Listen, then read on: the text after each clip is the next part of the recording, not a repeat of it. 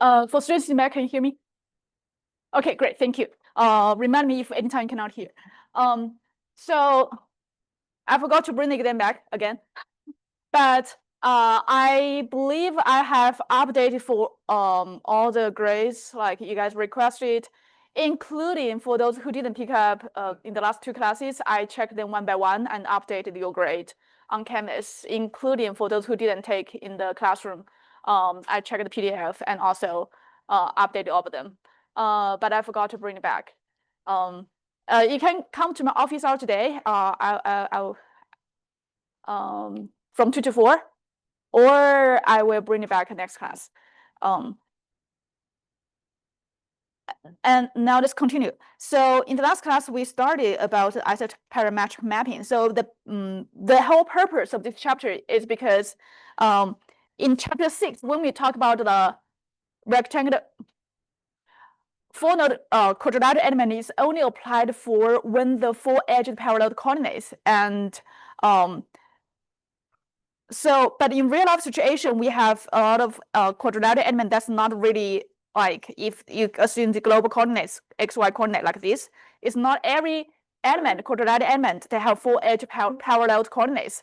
They are not even necessarily rectangular element. So in this situation, for a general quadrilateral element, we cannot really use the equation we derived in the chapter 6. So what we can do is that we can do a mapping.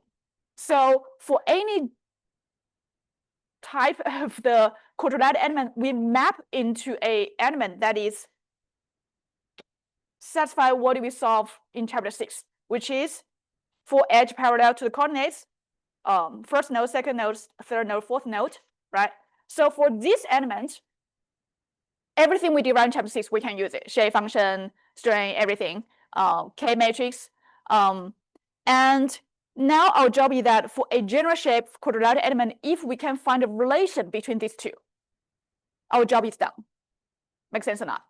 And actually, we did something similar before in previous chapter. When we talk about, let's say, the one interpolation for a point, for interpolation a point on the edge of a CST or four-node rectangular element, we simplified as, so let's say this is the edge length of the two nodes of the edge. We always simplify as in the reference coordinate, which always start from 0, and right node is 1, from 0 to 1. So in this situation, we can write shape function. We know that the shape function n1 should be like this. It's a straight line, right? It's 1 at node 1 and 0 at node 2. So this is when you plug in s equal to 0, it's equal to 1. And node 1, when you plug in s equal to 1, is 0. Similarly, for shape function n2, we have this straight line. It's 1 at node 2 and 0 at node 1. So when you plug in s equal to 1, equal to 1. When you plug in s equal to 0, it's 0. So this shape function n1, n2. So this is a simple, we can consider it 1D mapping, but we really say it's mapping at that time because this is a very simple situation. And we talk about that in the previous chapter.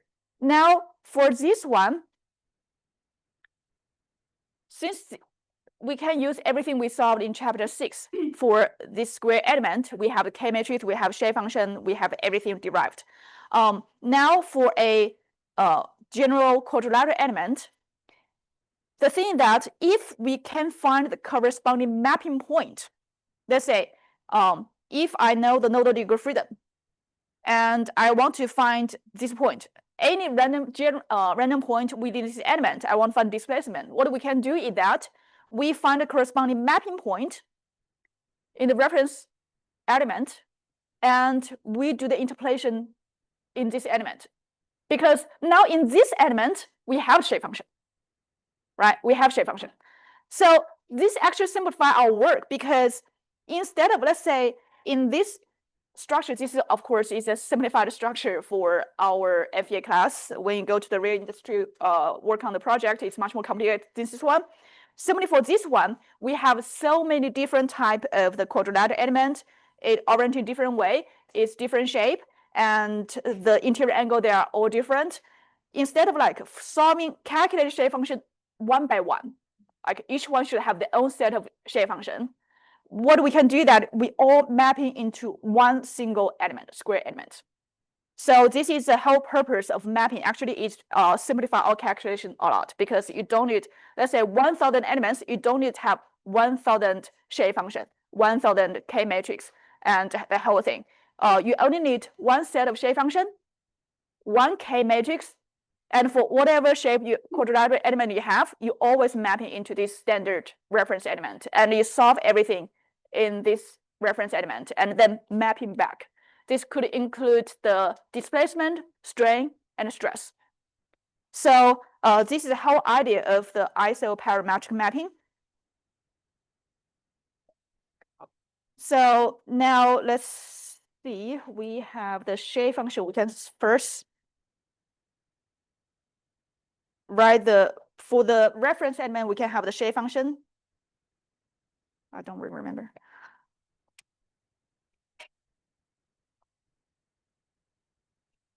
For the shape function of the reference element.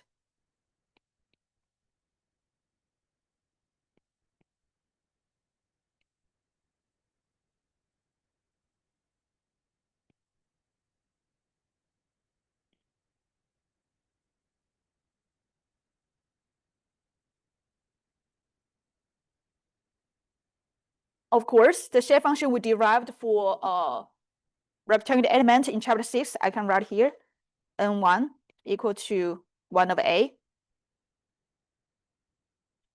x3 minus y3 minus y, n2 negative 1 over area, x1 minus x, y3 minus y. Shape function n3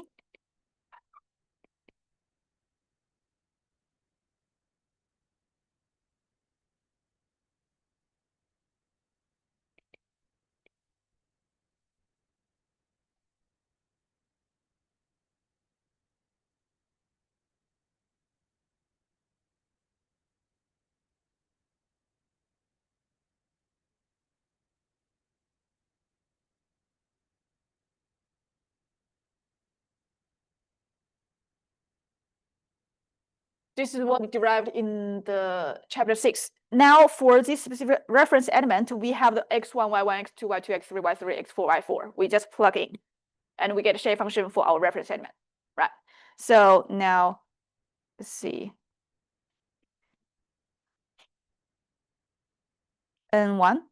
But of course, reference element is defined in the reference coordinate, which is st coordinate. So I just write the n as function of s and t here. This one I didn't write here, but it should be n, x, y, everything in the xy coordinate. Now, the reference element is in s and st coordinate, so let's write in terms of s and t. The area of the reference element, so this echelon's 2, this echelon's 2. Well, it's square, so 4.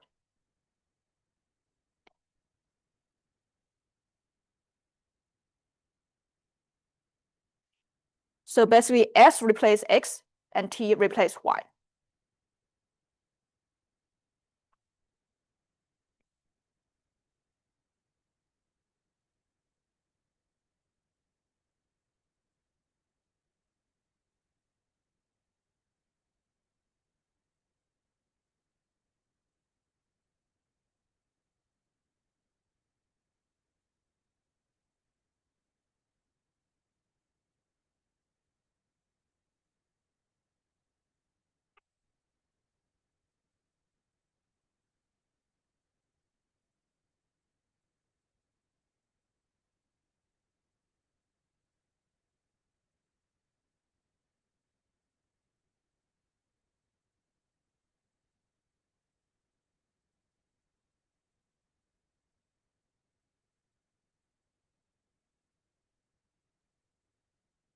This one is when you plug in the coordinate of 4 node into the shape function we derived in chapter 6, and also change the xy physical coordinate into st reference coordinate. That's how we got shape function for our reference element.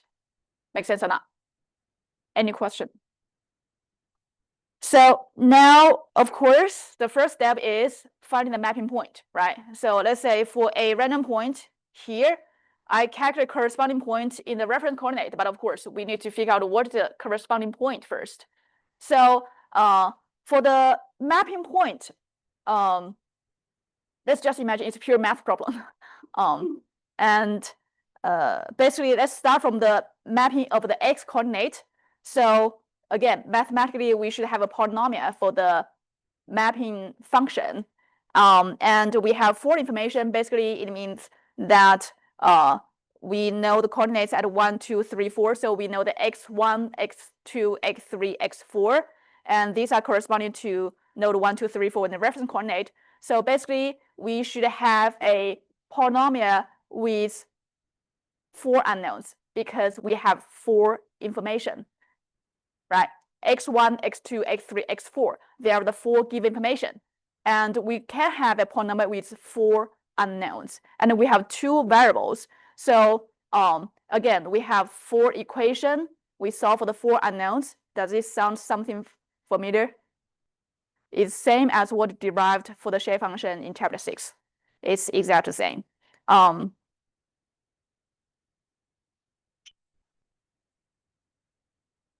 The only thing here is that now this is x, s, and t, and then you have the 4 equation. You solve the 4 unknowns, and derivation part, mathematical part is exact same, which means that for finding the mapping point, actually it's the same as displacement interpolation, right? For mathematics, there's no difference. It's a polynomial with 4 terms, and you have 4 unknown coefficients, and you have 4 given information, which is x1, x2, x3, x4, and you solve for the 4 unknowns, and you have the polynomial. So we can use the shape function for finding the mapping point. And let's skip the derivation part. We just write the conclusion here directly. We use the shape function for coordinates mapping.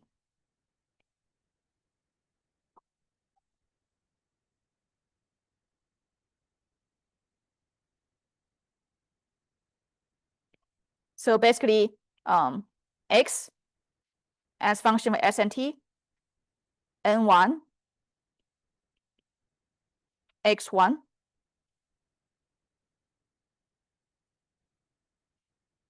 x2, n3, x3, and n4, x4.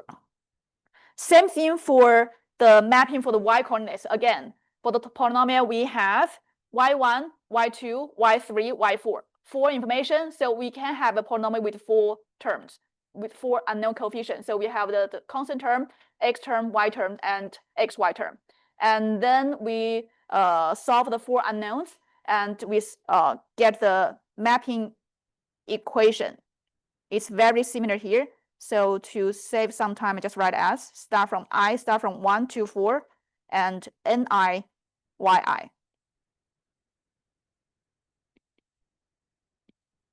So it's basically n1, y1, n2, y2, n3, y3, n4, y4. You get the expression for mapping in the y coordinates.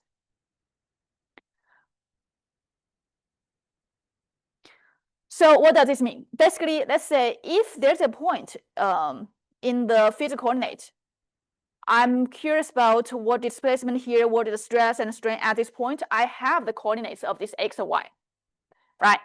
So basically, I know the x value and the y value. I know all the shape function. I solve for s and t. And the solved s and t becomes the corresponding mapping point in the reference coordinate. And now, since I have everything solved for reference coordinate in chapter 6, we just solve everything in the reference coordinate and we're done. So this is for coordinates mapping. And the other thing for this shape function, of course, is for displacement interpolation. And this is the same as what we did in chapter 6. So this shape function can also use for displacement interpolation.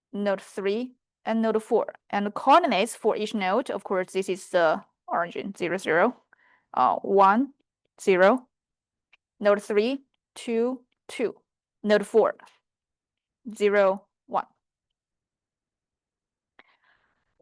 The first question, of course, you should expect is to find the mapping point. So let's assume that in the physical element,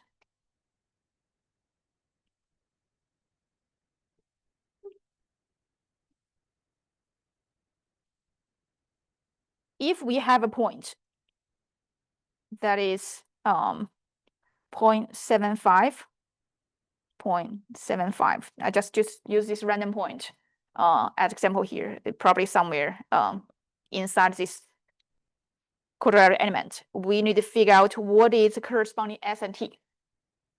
So in the reference element, what is the ST point, mapping point?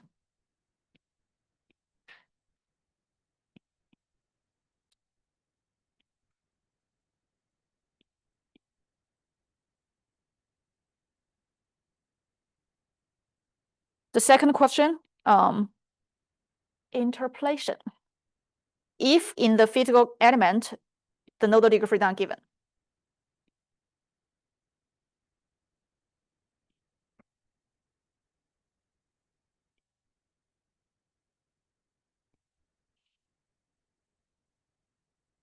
Let's put as U1, V1, U2, V2, U3, V3, U4, V4.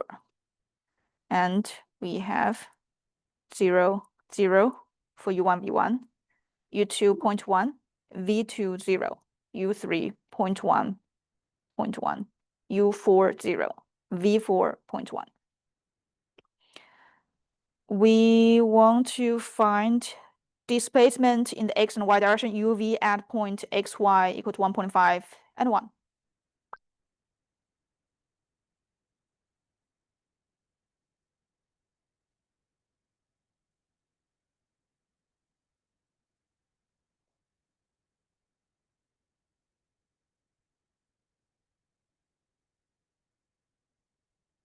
So we want to know the displacement for a point when x equal to 1.5, y equal to 1. What is displacement u and v at that point?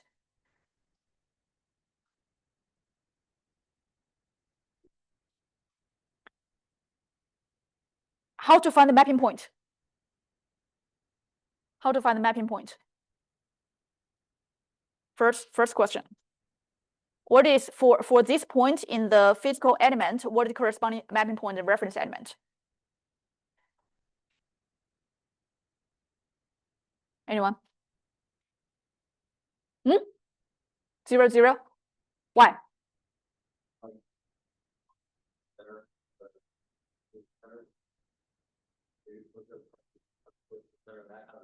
Yes, you're smart.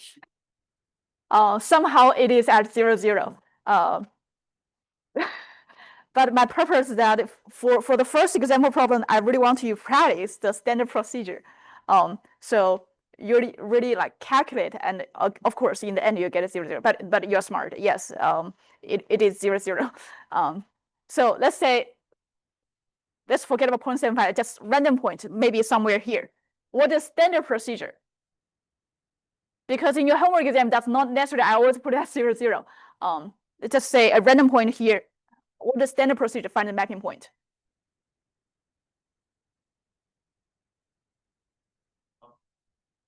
Yes, yes. So we need to use this one, right? So basically, we know the x, we know the y, we have all the shape functions. We solve for x and y.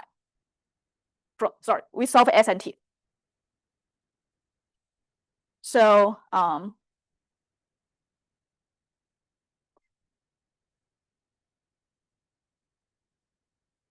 x1, n1, x1, n2, x2, n3, x3, n4, x4. But we know that x1 equal to 0, x4 equal to 0. So we only have two terms. Makes sense or not? This is 0, this is 0. So it's only n2, x2, n3, x3.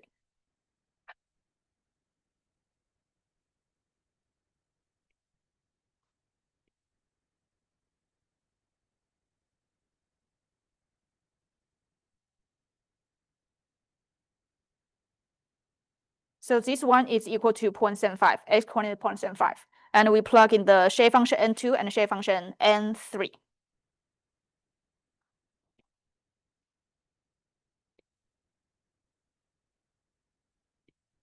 x2 equal to 1.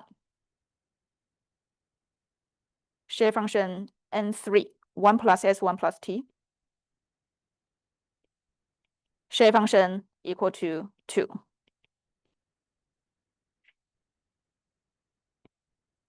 So this is for mapping of the x coordinate. And similarly, we have the mapping of the y coordinates. So the complete equation should be the y st equal to n1, y1, n2, y2, n3, y3, n4, y4. But because y1 and y2, they are 0. And again, we only have 2 terms, right? So y1, y2, z 0, we only have 2 terms. N3, S, T, Y3. N4, S, T, Y4. So this one is equal to 0.75. And we plug in the shape function. N3 equal to 1/4, 1 plus S, 1 plus T, Y3 equal to 2. N4, 1 minus S, 1 minus T, plus T. And Y4 equal to 1. And this one equal to 0.75. And to simplify these two expressions, we have ST plus 3S plus T equal to 0. This is the first equation. Second equation, ST plus S plus 3T equal to 0. And we combine these two equations, we get, yes, S equal to T equal to 0. And this is standard procedure. This is for any random point in this physical element. We can use this standard procedure. We just like for different points, you just change the xy coordinates here, right? And whatever you solve for the S and T, you get the mapping point. Any question for this step?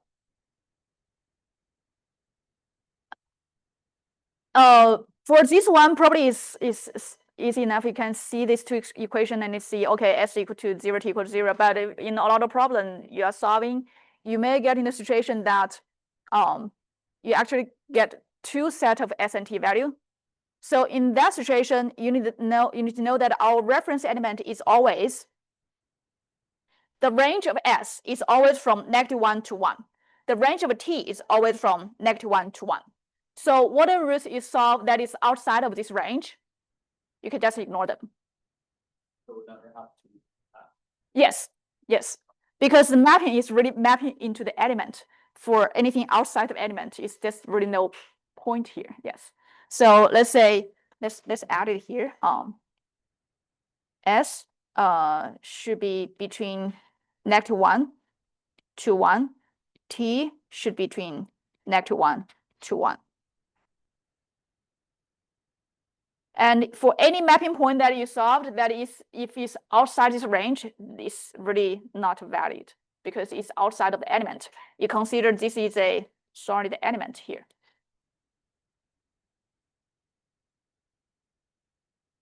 Any question? Okay, now let's move on to the next step. Find the displacement u and v at xy 1.5, 1. What are the steps we need to do? How to find the displacement u and v at point 1.5, 1? Anyone?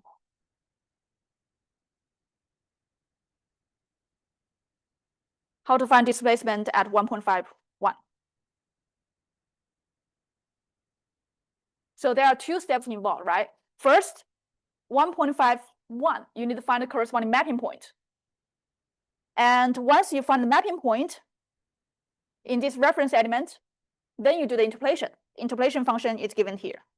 So basically, the U1, U2, U3, U4, they are given, and also V1, V2, V3, V4, they are given. And then you can find what is the corresponding for the ST. Let's say you already solved the corresponding mapping point. You plug in the ST into the equation. You can solve for the U and V at that mapping point, right? And of course, for this physical coordinates, 1.51, we can go through this standard procedure. We just replace this 1.5 and 1, and we can solve for S and T. And we get a mapping point. Makes sense or not? It's a standard procedure. No matter what point in the element, we can always use this standard procedure. But now let's check this point. Without calculation, can anybody just give me the direct answer? What is the mapping point? 1.51.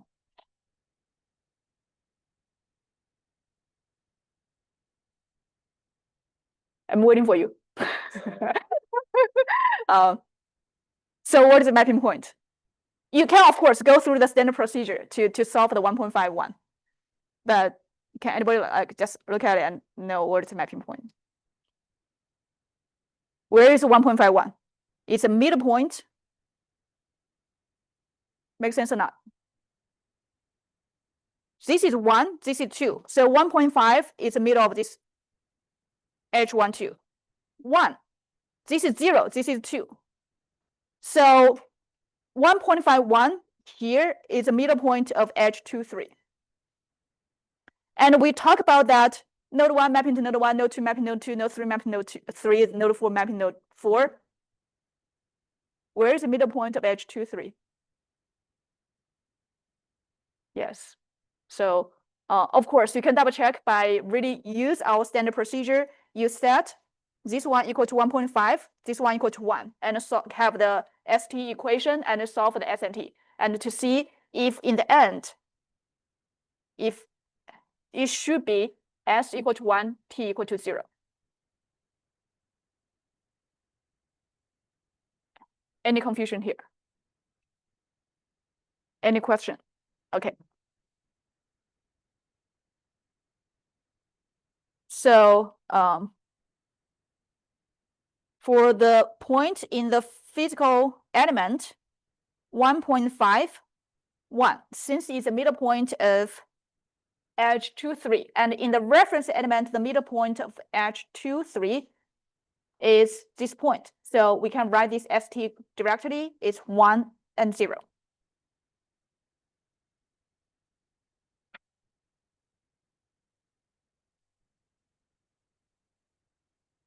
Now we just need to use our interpolation function to calculate U10 and V10, right? Now let's check the old degree freedom. For interpolation or displacement in X direction, displacement in U, we have 0, U1, 0 for U4. So this term, they're gone. We only have 2 terms left. And U2 equal to 0.1, U3 equal to 0.1, right? So shape function N2, S equal to 1, T equal to 0, U2, N3, 1, 0, U3. So we have N2, we have the 1 plus S, 1 minus T. Let's just write the complete thing. 1 plus 1, 1 minus 0. U2 equal to 0.1. 1 and oh, this is, yeah, 1 plus S, 1 plus T. So U3 equal to 0.1. And we solve this is equal to 1.1. Same thing for interpolation of displacement in Y. So back to our degree freedom. V1 equal to 0, V2 equal to 0, V3, V4 equal to 0.1. So when we have N1, V1, N2, V2, N3, V3, N4, V4, the first two terms should be 0 because V1 0, V2 0, and we only have two terms. So let's say N3, 1, 0, V3, and N4, 1, 0, V4. Shape function N3, 1 plus S, 1 plus T. So we have 1 plus 1, 1 plus 0. And V3 equal to 0.1. Shape function N4.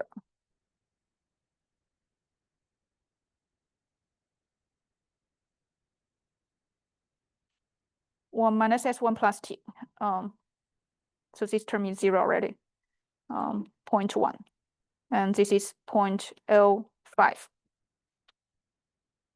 So this is how we do the interpolation. First step is always finding the mapping point, and then it do the interpolation in the reference element. And whatever you have displacement in the for the corresponding point in the reference element, it should be the same as the displacement at the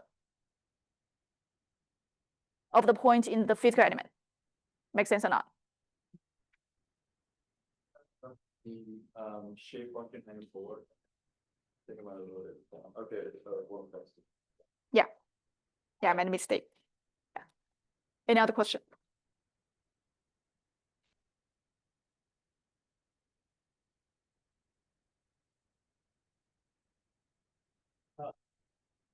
How are you able to, or how is Ski able to tell that 0.75, 0.75 is 0, 0? It's that like median. Oh, so Oh,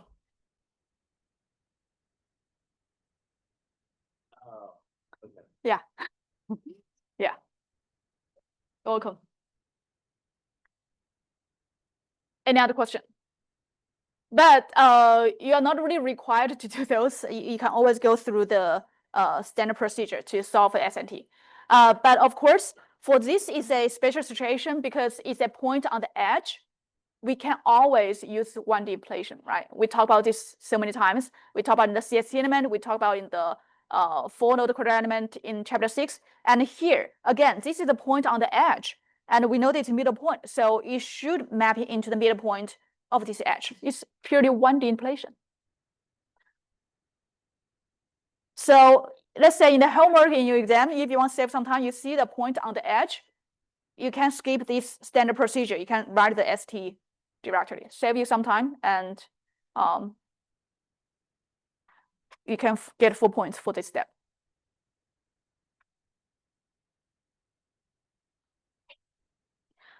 You have 10 minutes. Let's talk about the strain.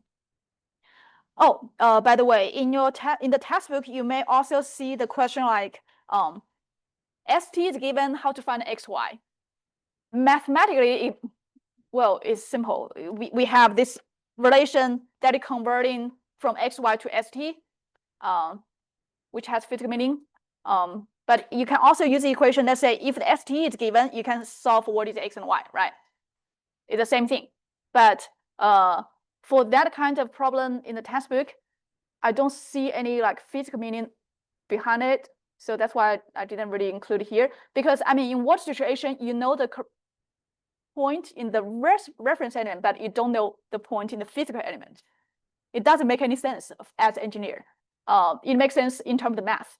But as an engineer, we always start from the physical element. We know the point we want to calculate in the physical element, and we find the reference element, corresponding mapping point in the reference method, but there's no situation that you know the reference point and you want to find the corresponding mapping point in the physical element. So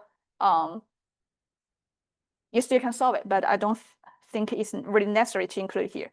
Now let's move on to the next topic. Of course, after we are done with coordinates mapping and interpolation for displacement, we need to calculate the strain. And for the stress, again, converting strain to stress, I'm not going to repeat. So We only talk about strain here, strain and Jacobian.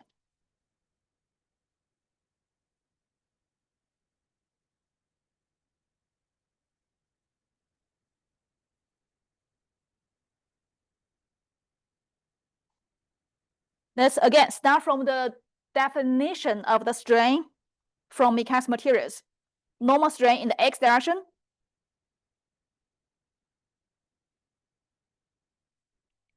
Normal strain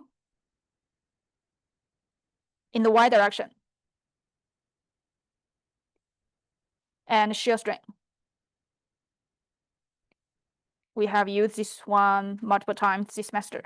So U, Y, V, X. And of course, now our U is, we already have the shape function, displacement interpolation. The only thing we need to be careful here is that shape function is in terms of S and T, but definition is derived in terms of X. So definition of strain should not change. Just need to be careful. So to save some time, I still use this, the sum of 1 to 4, I from 1 to 4, and partial derivative of shape function.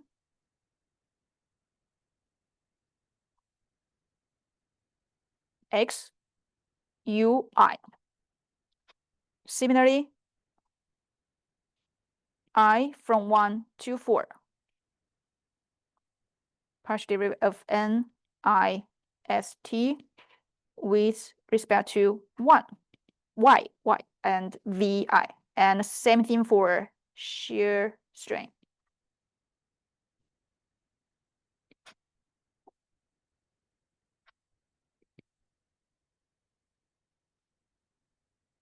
So we have shape function NIST dy u I.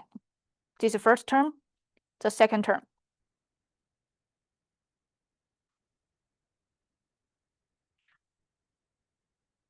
NIST dx vi. Right. This part is from mechanics materials. It's a definition of a strain for plane stress situation. And U, we already have the interpolation function. U is N, N1, U1, N2, U2, N3, U3, N4, U4. The only thing we need to be careful here is that N now is written in the reference element. So it's a function with S and T. So mathematically, how do we solve this problem? We have N as function with S and T, but we need to take a partial derivative with respect to X and Y. How should we solve this problem?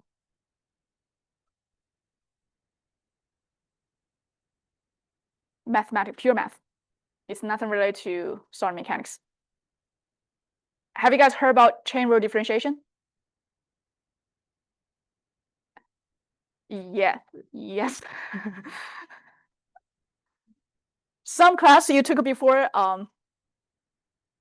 you come to FEA class. So I don't know exact name of the class, but you should heard somewhere before. Chain rule differentiation. So basically, let's say if we want to take a derivative of shape function with respect to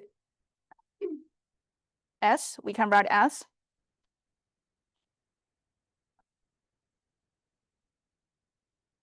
partial X, partial S, and the same, of course, it has Y in it.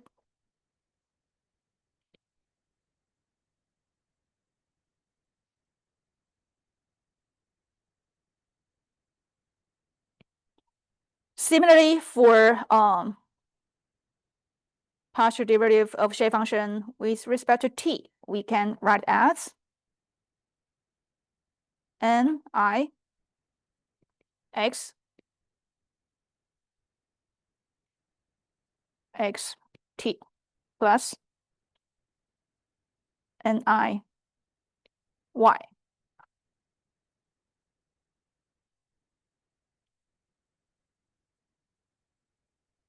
dy dt. Right. Now you can see what we need is partial derivative shape function with respect to x and y. And this term we can solve because shape function is already written in terms of s and t. So this one we can easily solve. And of course, we calculate inverse, we can have these two terms. And partial x, partial s, partial y, partial t. This one, we have the coordinates mapping, right? X, we write in terms of s and t. Y, we have the equation in terms of s and t. So this part is also considered as given information.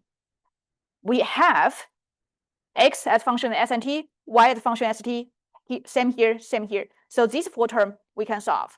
These two terms we can solve. And if we have the inverse of the matrix, let's first write in as matrix form first. So for these two equations, we write as matrix equation.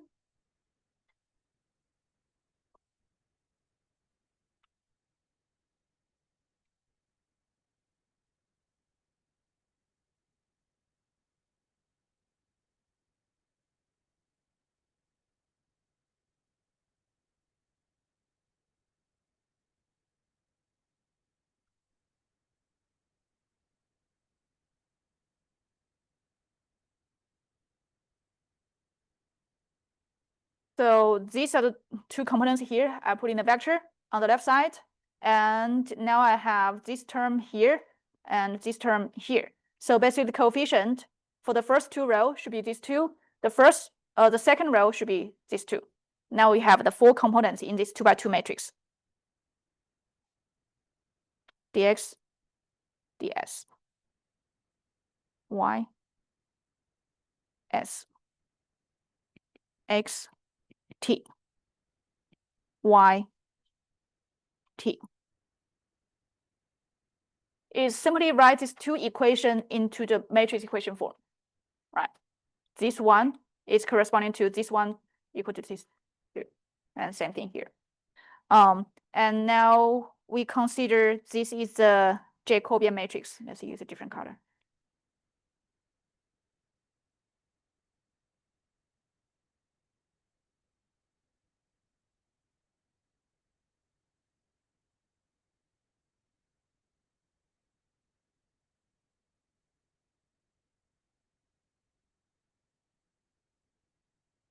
This 2x2 is the Jacobian matrix.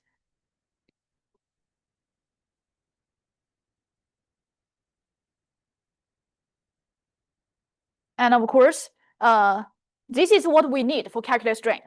These are the information. And of course, similar as mathematics, similar as KQ to F. If you know the K, if you know the F, you can calculate Q. Mathematics, same here. We can calculate inverse this one times this one equal to the thing we need for calculating strength. We'll continue in the next class for the strength calculation. Thank you for coming and have a great day.